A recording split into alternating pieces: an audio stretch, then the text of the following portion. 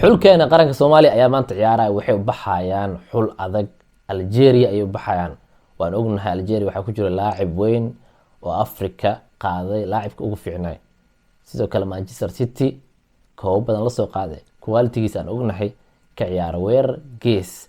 laacibkaas oo lagu magacaabo Riyad Mahrez uu ciyaari doona xulkiisa uu ciyaari doona sidoo kale waxa ku jira laacib asagana da'yar oo ka ciyaara AC Roma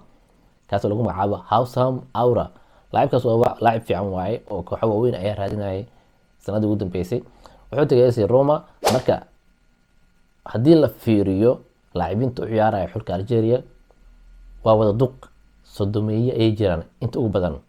marka laakiinse quality-ga kubadda waa hayaan Soomaaliya haddii loo fiiriyo ayaa ka fiican